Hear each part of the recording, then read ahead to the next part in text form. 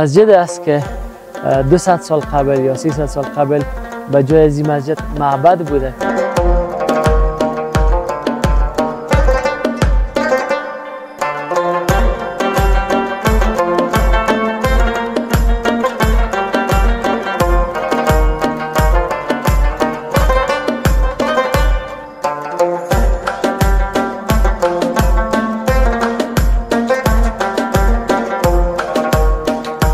و در این قسمت چند نفر موضوع می گرفتن.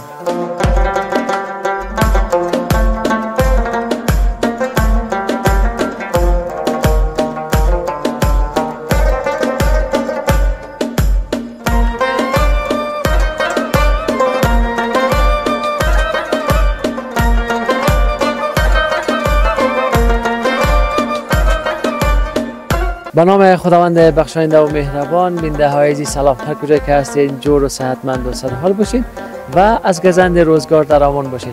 باز هم من محمد رحیم نیکزاد شما را خوش آمدید میگم به یکی دیگر از برنامه ما در ولایت نورستان قریه کشتکی هستیم و قریه کشتکی بسیار گپ زیاد داره و این قریه نشانه های از 300 سال یا 400 سال قبل وجود داره که بزرگترین نشانه هایش کسایی که در زمان سابق زندگی میکردن موضعشان است یا معبدشان که میگن برشان و معبدشان است و کسایی که در زمان سابق بودن و زیاد جنگ میشدن چون کفار بودن و پیش از اینکه به دین اسلام مشرف شد و از دیگر ولایت ها از دیگر جا زیاد مورد حمله قرار میگرفتن و اون قسمت که شما در بک‌گراند ما میبینید اون قسمت موضعشان است که انشاءالله ما میریم که اون موضوع گفتنی های زیاد خود داره و با یکی از اهالی همین منطقه صحبت میکنیم همشون که درباره قریه کشتکی و موضوعی که 300 سال یا 400 سال قبل اینجا وجود داشته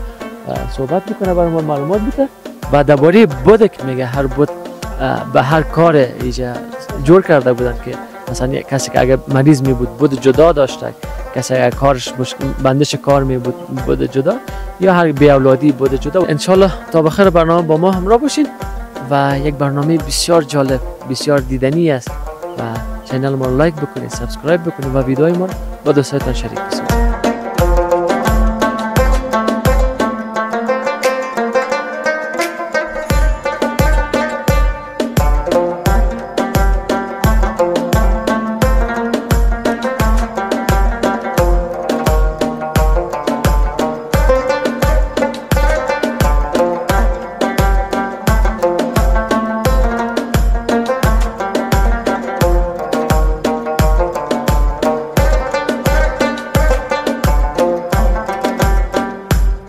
و هموطنان عزیز این مسجد است که 200 سال قبل یا 300 سال قبل به جای از این مسجد معبد بوده. کسایی که 300 سال قبل اینجا زندگی میکردن پیش از اینکه به اسلام مشرف شوند این جای عبادتگاهشان بود یا معبدشان بود که بت‌های مختلف در اینجا وجود داشت و در پایین از این وقتی که این مسجد جوش شده بسیار یک وضوخانه بسیار قدیمی و رمانتیک و جالب جور کردن که کسی که میایه آل وضو میکنن از اینجا بسیار جالب است که این قسم میایه و آب مستقیم از این قسمت میایه و همونطور رفته میره اون طرف.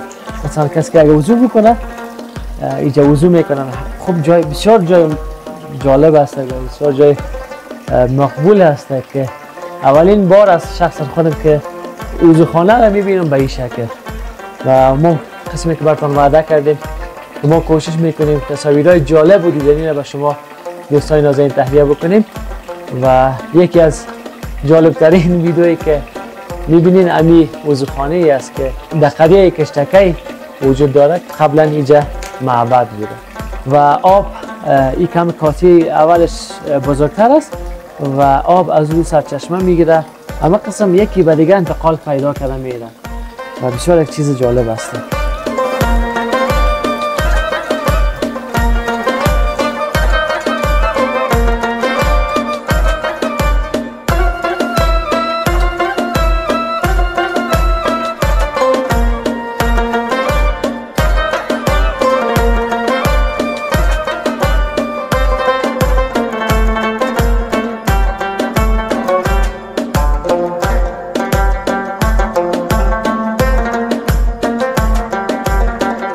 و بیننده عزیز ما در کنار خود یکی از اهالی منطقه داریم که درباره منطقه یا قریه کشتکی بر ما معلومات بده و کسایی که 200 سال پیش یا 300 سال پیش به دین اسلام مشرف نشده بودند و نشانه هایشان که باقی است انشاءالله در مورد از هم صحبت می داشته باشیم. سلام علیکم. و علیکم السلام. خوب است انشاءالله؟ بخیر هستید؟ خیر خوب است؟ شکر سلامت باشید. اسم مبارکتان؟ اسمم عبدالقادر است. عبدالقادر. در این منطقه کشتکی زندگی می‌کنید؟ از باشنده اصلی و فعلی کشتکی مربوط به مرکز نورستان است. در مورد قریه کشتکی یکم باز معلومات بده بر ما و کسایی که و تاریخچه‌ای که میگن مردمایی که به دین اسلام مشرف نشده بودن اینجا زندگی میکردن از یکم معلومات بده. گپایی که شنیدگی است در عربی یک مقوله است میگن لا نصدق ولا نکذب، نه ما او را تکذیب کرده میتونیم نه تصدیق. گپای شنیدگی است. میگن تقریبا 140 سال 47 43 سال میشه تقریبا که ما مسلمان شدیم. در وقت مصر عبدالرحمن خان از او پیش ما کافرها بودیم، به نام کافرستان یاد میشد. اینجا یک جای بود به نام کعبه، در اینجا یکم 59 بوتا بودن.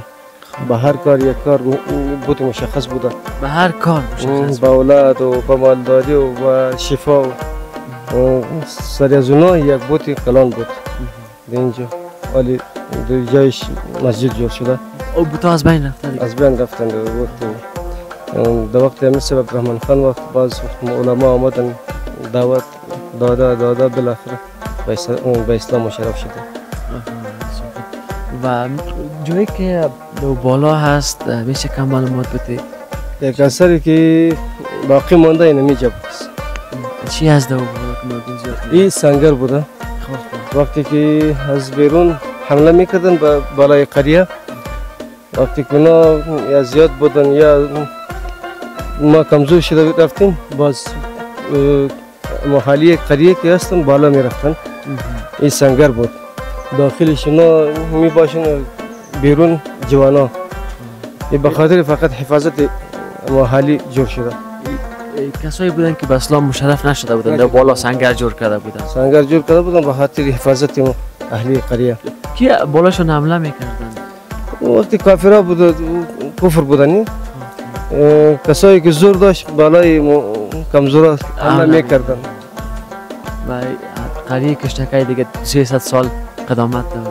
تقریبا ما که شنیدیم 400 الی 500 سال این تاریخش است. تاریخش 400 سال است. میگن یک نیم ساعت پیش یک بار ترمیم شده. فکر یک نیم قرن پیش. یک نیم قرن پیش. باز راه داره که بریم به طرفش ببینیم که چی از داخل. سخت است، شما میتونید، مشکل نداره. میریم. صحیح، میریم. بخیر بیننده عزیز با ما همراه باشین، میریم میبینیم که موضوعی را که ساخته چگونه است و انشالله به شما به تصویر میکشونیم و استاد قادر هم کم معلومات میده دربارش.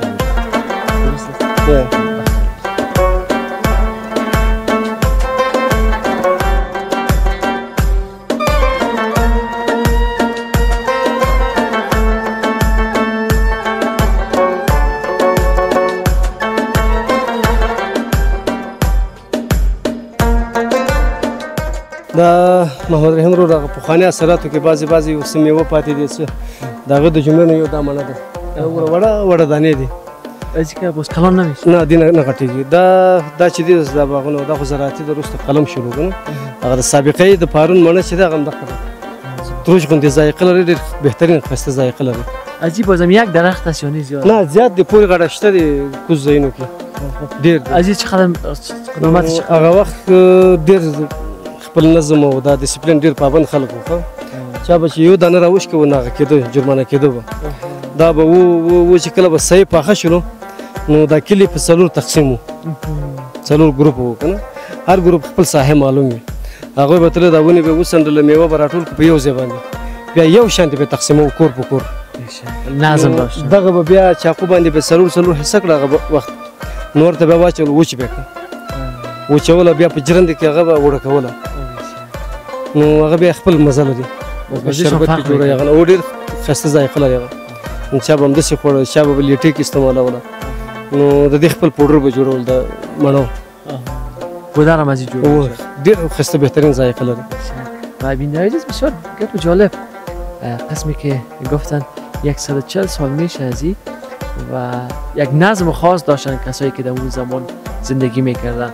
کس اجازه نداشت که از این درخت یک دانهشون بکنه تا زمانی که پخته نشده و زمانی که پخته میشد باز هر کس سایش معلوم بود و کلش یک جای جمع میکرد و تقسیم همونطور با چی میگم منظم تقسیمات میکرد و از این هم شربت جور میکردن هم خشکش میکردن و هم پودر جور میکرد پودر سیب و وقت بسیار یک نظم خاص وجود داشته و اوس دا کله مړی زموږ ژبه کې وا وایو وا چې کله دا میده شي وچ شي بیا واکرک ورته وایو او چې کله دا پوډر ته ووړي بیا ورده وایو یعنی د یو شی درې قسمه نومونه جوړیږي از یک هر پروسس کې نوم یې ورته بدلیږي وا بیا واکرک شي بیا ورده شي. جالب است. باز تنها درخت سیب است از اون زمان یا دیگه چیزا؟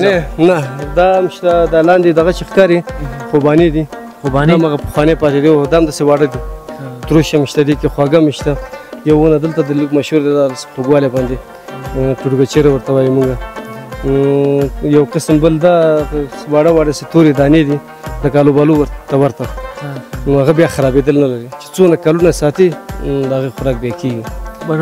باز عالم است درخت او شته دی موږ ورته چې وایو د زیتون د لاندې اوس به درته وښیم درخت شته دلته یو بل ورته موږ وزور وایو لکه بازاري الوکاټ په شانتې دی لوکاټ غوندې او لوکاټ نه لږ فرق کوي بیا د دې ځای هغه لوکاټ لږ ذایقه یې ښه نه ده د دې ځای بیا ذایقه دار دی میزان کې بیا پخېږي نو داسې هغه پخواني د قدرت پیدا کړي میوجات شته دی دلته تر اوسه شته. و جالبی است که قریه کشتکای هر کدامش هر جایش قصه های خاص خود داره. انشالله تا بخیر با ما همراه باشید.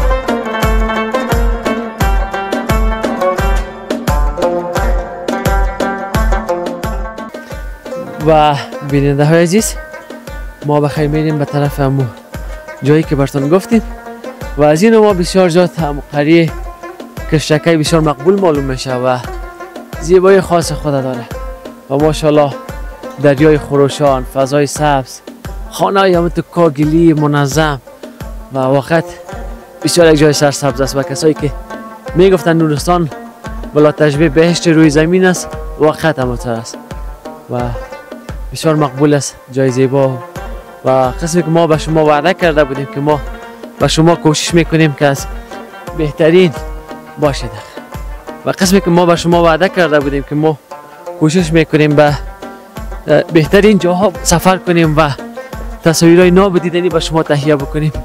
انشالله که ما کوشش خود زیاد میکنیم که بتونیم از منظرهای طبیعی افغانستان از جاهای دیدنی و زیبای افغانستان به شما گزارش تهیه بکنیم و شما از ما حمایت بکنید چینل ما رو لایک بکنید سابسکرایب بکنید و ویدیو رو به دوستانتون شریک بسازید تا ما بتونیم بیشتر تشویق شویم.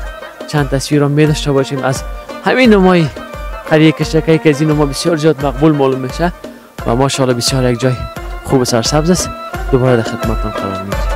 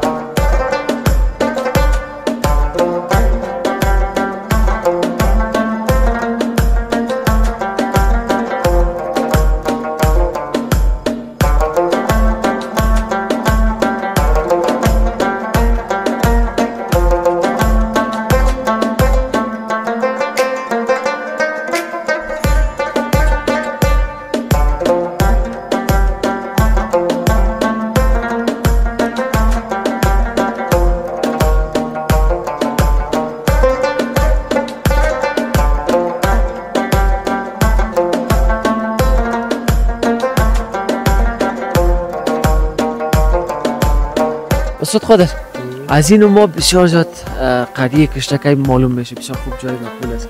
او د دې ځنه ورته ګوري ټول کلی ښکاري، بر سره و لر سره و کوز سره و چې هر طرف ته پام کړه مثلا ټول ساحه معلومیږي د دې ځای. و ماشاءالله بسیار جای مقبول است. شما دیگه پیر نمیشی نه؟ نو خو چې وخوري په خپله پیر کېږي سړی. ماشاءالله تو جوان تر تازه هستی. نه دا تقریبا 40 کال ته رسېدلی یم، داسې ښکارم لکه 70 کالو چې و ما آمدیم دی بالا. بسیار چه قراری دیگه مونده تا و معبد؟ موږ له خو کم دی کېدای چې تاسو ته لږ سخت دی ځکه دا لاره نیغ دی که نه، دوه نیم دقیقه لاره ده، خو د ختو کې لږ بیا مشکل ده، ټول ګټې دي او نیغ ده.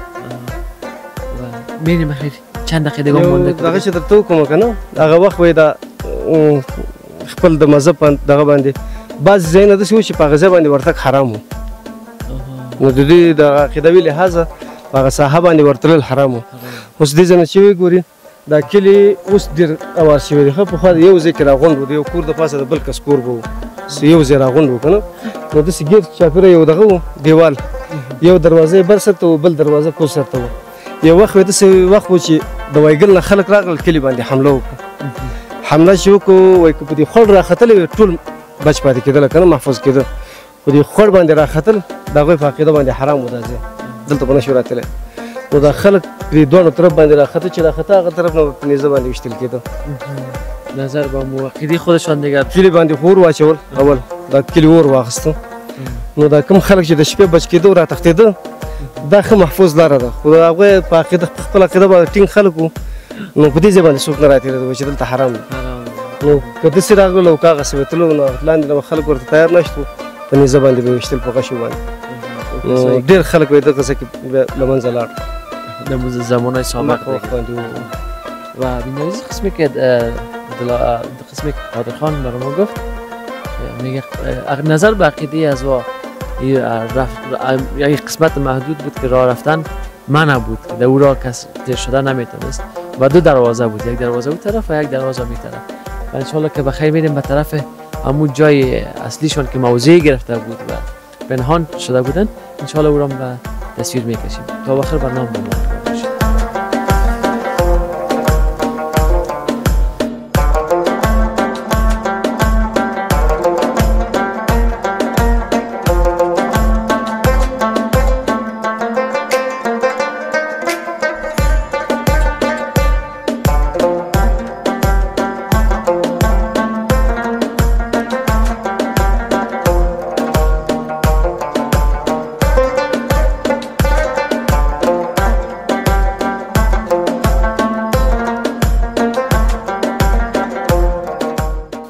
و سنگرشون این قسمت بود؟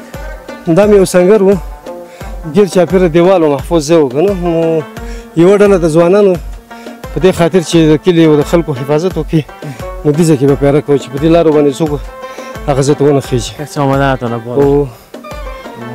چند تا چی داشته؟ موضع داشتن؟ یو پتا دی، یو پاس دی او دوه هغه طرف ته دی، څلور موضوع. یو هغه دیوال ښکاري دی جموزې لاندې، او یو د کوز ځای کې و. مونږ چې ماشومان و کله به چکر راختلو، دا د سیند غاړې خوی تیږې نه دي کاڼې، دلته به ډېرې ډېرې پراته و، ویشتل به یې کول که نه، په لاس باندې گزار کول. وقت دیگه سلاح نبود دیگه؟ نه نه، هغه وخت توره وخت و د تیر کمان وخت و که نه، تیر کمان و شمشیر بود. و واقعیت بسیار قصه جالب داره قریه کشتکای.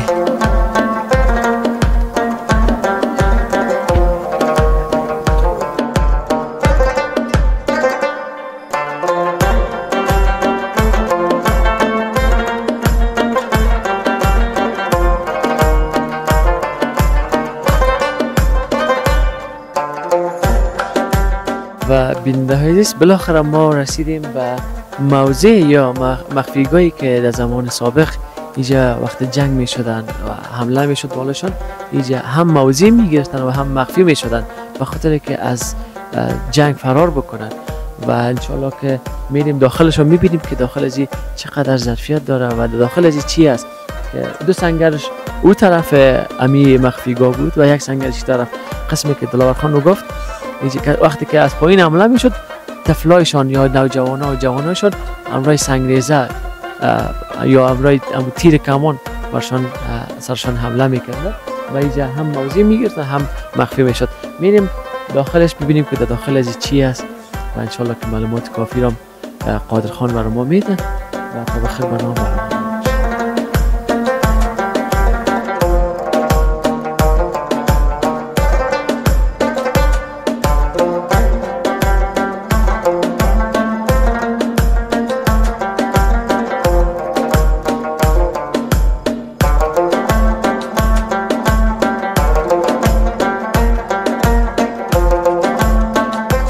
خب قادر خان ما رسیدیم بخیر به اینجا.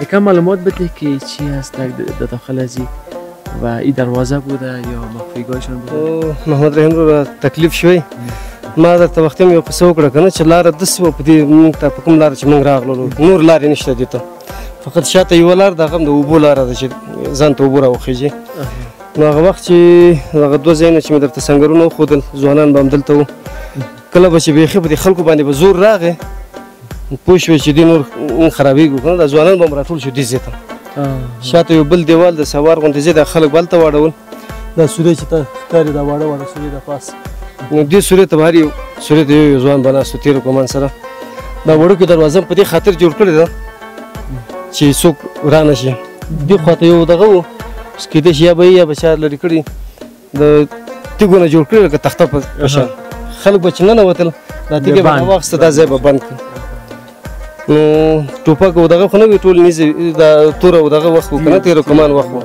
نو نه به په دې تیږه به اثر کولو نه په دیوال باندې به اثر کوو نو دوی به بیا بیخي محفوظ به ناست و معلومات داري یو قصه چې نن خلک ډېر مشهور ده یو وخت پښتانه راغلل د کونړ نه هغوی مسلمانان خو لازمن خلک کافر وو په دې خاطر راغلل چې دا کافر دی که نه چې راغلل نو د خلک چې دې ځای ته راننوتل نو هغوی ته بله لاره پیدا نه شوه دوی بیا یو مشوره وکړه دوی که یو مشر ووایي هغه ویل د پاس نه پړې باندې خلک راکته کړو پړې باندې به یو کته کړو چې داخل ته ورننوځي که نه نو چې کله په پړې باندې راکوزېدله دلته ښه خلک ورخطا شول چې ورخطا شول یو سپین ږیری ووایي هغه ویل چې دا کار ماته پرېږدئ که نه د دې علاج ماته معلوم دی توره راواخیسته په اور کې کېښوسته سره یې کړه نو دا کس به چې کوزېدل دا پړې به ورته ووهله نو سړی به کت ته ولیدل لاندې خو تا ښکاري نو چې بله دنیا ته ورسېږي نو هغه پاس خلک په دې خوشحال وو چې دا خلک ورغلل که نه داخل ته وتوانېدل چې ورننوتله نو لاندې خلک په دې خوشحال وو چې د دې علاج موږ پیدا کړی دی آخر وایي 3 کسان پاتې شو تقریبا خلک څوک وایي 18 کسان څوک وایي 80 کسان حمله کوونکي خو تکړه تکړه خلک وایي جنګي خلک نو شهیدان به ورته وایي ځکه مسلمانان وو که نه دا خلک چې شهیدان کېدله 3 کسان چې پاتې شول هغوی کې کوم کس لاندې د اوبو کې وینه ولیده چې وینه روانه وه که نه د نورو ته ویل چې ما اوس معامله ورانه ښکاري نو چې هغوی داسې پام وکړو نو ټول خلک له منځه تللی وو او دننه خلک چې وو هغه وخت کې شنبې و دا رباب و دا خپل محلي ساتریانې وو دوی لګیا اوس خوشحالي کوه نو دوی کې دا پاتې ځوانان چې وو دلته چې کوم ځوانان وو هغوی غوښتل چې دا پاتې کسانه مړ کړي نو دلته کوم وخت هغه وخت سره چې کوم مشر وو دوی ورته ویل چې دې خلکو ته به یې لار ورکړي چې خپل کورونو ته احوال ورسوي بې احواله مه پرېږده 3 نفر شه دیگه ماته یې لاره ورکړه نور لاړل بیا بل وخت خلک راغلل نور لاره پیدا نه کړه دوی خواته چاود غوندې ده نو هغوی موږ ورته جبل وایو غټې اوسپنې اډم نو دا دې ځای باندې ښخ کړه 2-3 ځایه په هغې هم اوس ونه رسېده نو زموږ اورېدلې خبره هم دا ده چې دا ځای هېڅکله څوک نه دي توانېدلی چې دلته ضرر ورته ورسوي یعنې محفوظ ترین ځای و په حرم کې ده مردم ها از کجا کجا میان به دیدن ازی؟ دلته از ما چې میلمانه شوي دي که ستاسو غوندې جرمن نه خلک راغلي دي فرانسې نه راغلي دي امریکا نه راغلي دي ډېر تلویزیون سره ما خپله مصاحبې کړې دي اطلاعات ریاست کې زموږ یو ملګری دی مخکې د جمهوریت وخت کې رئیس و عبدالخالق خیر صاحب ډېر خلک یې پېژني داسې وایي چې تقریبا نیمه نړۍ به هغه سره اشنا وي نو چې څوک میلمانه راشي بیا زما نمبر ورته ورکړي دلته راځي طلوع نیوز سره لمر سره شمشاد سره ملي تلویزیون سره ډېرو سره ما مرکې کړې دي خلک راځي خېږي موږ ته خو ډېر جالبه نه ښکاري خو خلک راځي هغوی ته ډېر بې جالبه ښکاري بسیار جالب است و بسیار قصه خوب دارد او زموږ خو چې مشرانو سره کښېني موږ ته خو څه یاد وي خو چې د مشرانو سره کښېني حیران به ورته راشي داسې قصې دي و جای تاریخی است ډېر تاریخي ځای دی از سابق همه قسم بوده یا دستکاری هم شده کمه نه دا تقریبا خلک خو داسې وایي چې 300-400 کال به د دې شوي خو دا یو څه باندې 100 کاله مخکې یو ترمیم شوی و فقط د ګلکاري شي هغه کې نو خلک یادوي چې دلته ټمشو په نوم باندې یو سپین ږیری و هغه دې طرف ته وایي دیوال تپل هغه وخت به زلزله وشو خلک منډې وهل د زلزلې د یېرې نه وایي دا چې لرګي نیولې وو قلار وایي ولاړ وو دونه زړور خلک وو که نه نو هغه وخت یو ترمیم شوی دی خو دا چې کله جوړ شوی دی د صحیح داسې دقیق تاریخ ساعت نه باندې همتون مانده همدغسې پاتې اوس تقریبا ډېر وران شوی هم دی چې مراقبت ونه شوله که نه یو خو زموږ خلکو ته دا پخوانی دغه ډېر ارزښت نه لري اوس هم بې ارزښته دی او بل د وخت حکومتونه څه توجه ونه کړل د جمهوریت وخت کې هغه مخدوم رحیم نومېده که وزیر د اطلاعات هغه چې کله وایي وزارت نه لرې شو دې نه بیا خبر شوی وی وایي چا ته ویلي وو کاشکې دې نه زه مخکې خپل وخت کې خبر وی که نه دې ته مې سم وایي لاره هم جوړوله ترمیم کړی به مې وقت یکی است وقت نا وقت بعضی خلک راځي وایي دا ترمیم غواړي او دې ته به داسې کوو خو چې دې ځای نه لاړ شي بیا ورک شي بریم قادر خان داخل بریم ببینیم که داخل چه قسم است بیننده عزیز وقت بسیار جالب است و بسیار قصه‌های خوب دارد و در این قسمت چند نفر موضوع می گرفتن؟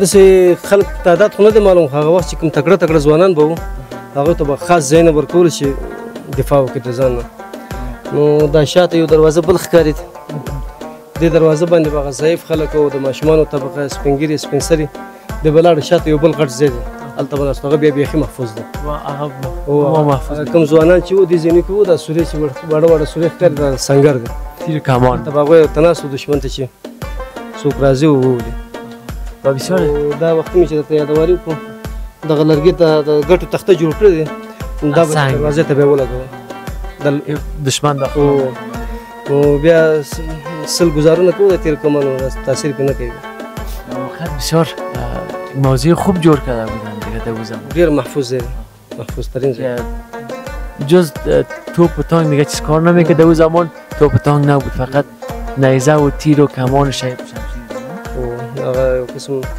خلقمان ورته وایي ګټو ګزار به چې کوله که نه خو دا هغوی دې باندې تاثیر نه کړو دې یو قسم تخنیک باندې جوړ کړی محمد رحیم دا لرګی منځ کې داسې سوری کړی ده دا یو لرګی د کوز سر نه بل سر پورې تېر کړی دی لکه میخ چې والی یې که نه نو ډېر محفوظ دی او ټول زیاتره د لرګو نه جوړ مثال ته وګوره هغه سر ښکاري منځ کې داسې دواړو طرف ته لرګي ورکړی ده دا یې راټینګ کړی دی لکه میخ چې یو بل کې والی یې که نه دا وګوره دا سوری پې کړی دی دا لرګي د سوری پې تېر کړی دی و بیننده عزیز یک تصویر کوتاه از داخل موضوع می داشته باشیم باز دوباره در خدمتتون قرار میگیریم